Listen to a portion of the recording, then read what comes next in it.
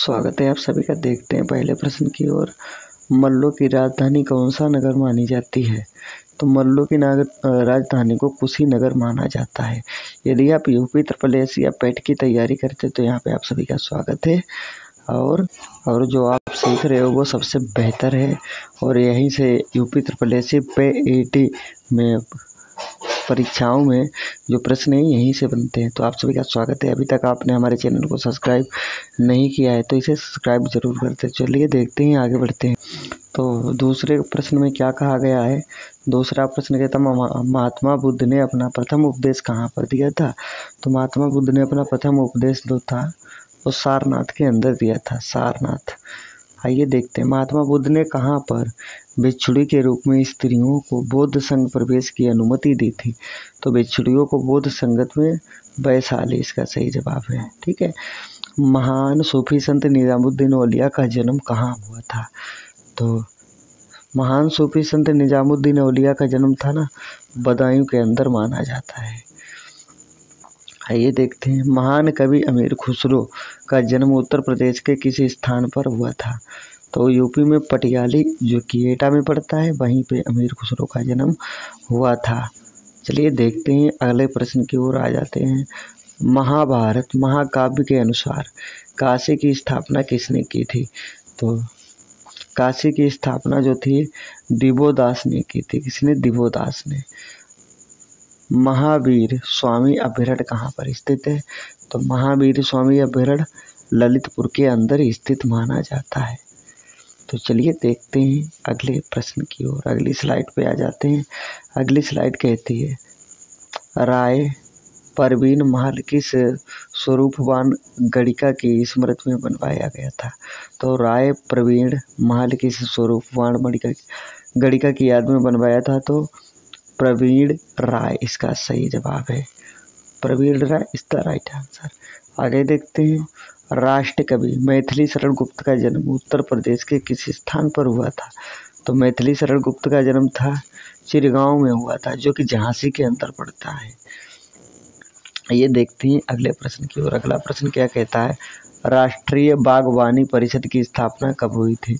तो राष्ट्रीय बागवानी परिषद की स्थापना जो हुई थी 1984 ईस्वी के अंदर हुई थी। राष्ट्रीय राजमार्गों का चौराहा किस शहर को कहा जाता है? तो राष्ट्रीय राजमार्गों का चौराहा कानपुर को कहा जाता है जो कि उत्तर प्रदेश में पड़ता है। यहाँ पे कई प्रकार के जो है ना चौराहे पाए जाते हैं। आइए देखते हैं आगे। राजनीति काल के महाकवि देव का जन्म स्थान उत्तर प्रदेश में कहाँ पर स्थित है? तो इनका जन्म स्थान जो था ना इटावा माना जाता है। रुहेलखंड के संस्थापक कौन सा शासक है? तो रुहेलखंड के संस्थापक कौन सा शासक है ये बताना है। तो इसका सही जवाब है अली मोहम्मद खान। क्या है? अली मोहम्मद खान। रूमी दरवाज़ा किसने बनवाया था? तो इसका सही जवाब बताना है। रूमी दरवाज़ा जो था ना उसका दरवाज़ा किसने बनवाया था? तो जलालुद्दीन मोहम्मद रूमी ने। तो चलिए देखते हैं अगली स्लाइड की तरफ हम लोग आ जाते हैं। अगली स्लाइड क्या कहती है और किस तरीके से हमारे लिए उपयोगी होती है? सोजे वतन पुस्तक के रचनाकार कौन है? ठीक है, तो इसके रचयिता के बारे में बताना है।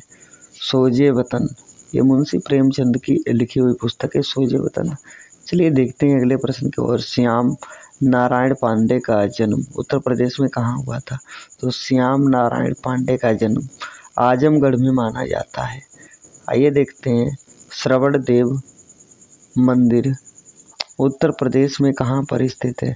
तो श्रवण देव मंदिर यूपी में जो है ना हरदोई में स्थित है। चलिए देखते हैं अगला। श्रावस्ती किस महाजन की राजधानी है? तो श्रावस्ती किसकी राजधानी है? तो श्रावस्ती जो है ना राजधानी श्रावस्ती की बात की जाए तो कौशल की राजधानी श्रावस्ती है। आइए देखते हैं श्रावस्ती किस महाजनपद की राजधानी है?